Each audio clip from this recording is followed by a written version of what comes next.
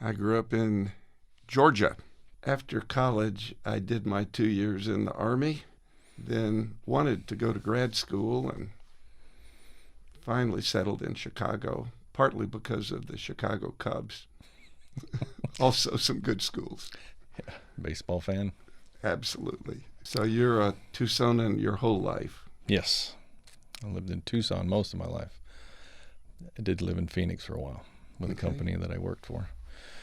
I traveled around a lot with that company, so I got to see a few different states and spend time away from the state. But I came back because Arizona's beautiful.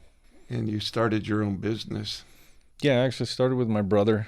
I came from that company and moved back to Tucson to start this business with my brother, rebuilding engines.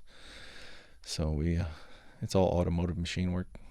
We grew up around cars. My grandfather had a junkyard back in Iowa, and all of his sons work on cars, including my dad. And so we were kind of raised in the grease and grime, and I have a real love for it.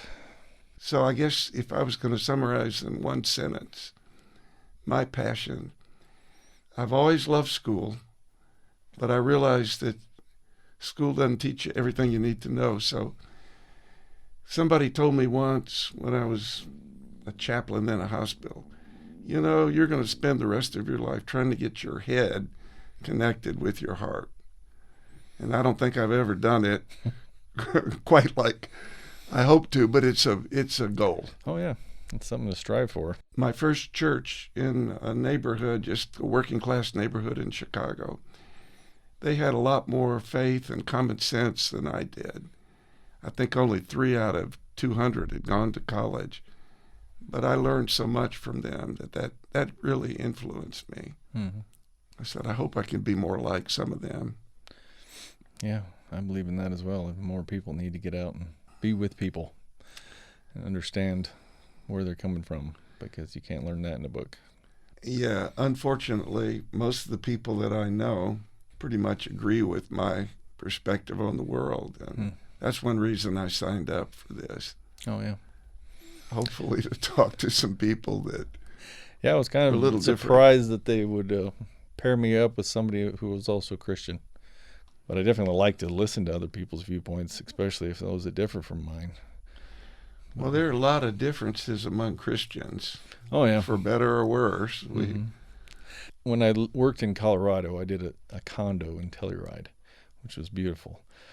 I went to a church up there, and they had 3 different churches in the same building, and they were all Christian. And I talked to several members of each group and tried to figure out and really grilled them on why.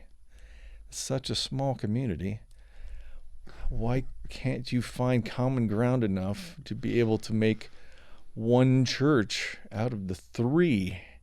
And none of the groups are very large. And I still don't understand how you can't put differences aside, especially within the same faith, to be able to come together in what we're supposed to do, as far as my knowledge of, and worship God. The trouble I have is when somebody says, my way is completely right and everybody else is completely wrong. Mm-hmm. I mean, if you don't agree with me, you're condemned. And there are some people that I run into like that. Oh, yeah. Especially in the church. It becomes very difficult. But that's been a struggle for me. How do you deal with that? Well, I've always been a pretty mellow person, so I try not to let things get to me too bad. I mean, I get frustrated like anybody else and get upset. I try not to be too vocal. I save that for my brother, because I know I can yell at him, and we get along afterwards.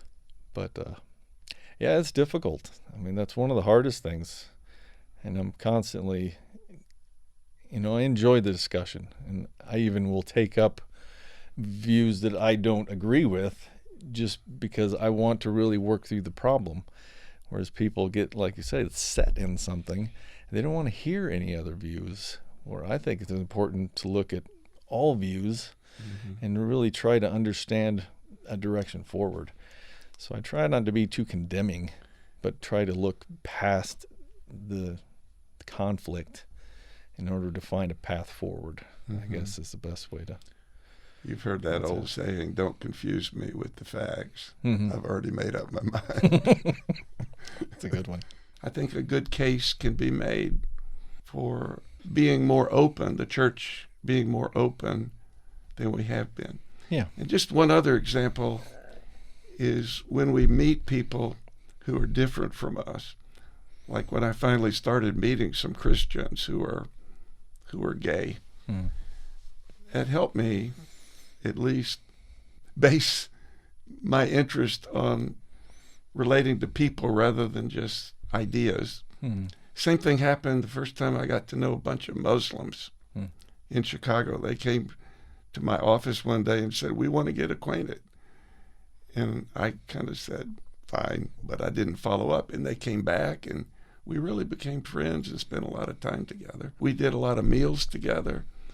We observed them when they prayed. They stayed with us when we prayed and just built some relationships. I think that's one of the best approach you can take. I mean, it's not your place to condemn anybody. With the advent of the internet, I saw really great potential early on for people to come together and be able to really change in a positive way our country, because this is a platform that isn't controlled by the government and it isn't controlled by large money conglomerates and these media outlets that have more money than they know what to do with. This gave us a hope, I guess, to be able to come together individually as people and discuss things that could carry us into a better future. And I think it's still working now, but they're trying to take that away by saying that, well, you can't say this because it offends this person. So we're going to limit what you can say, or we're going to remove what you say without even telling you.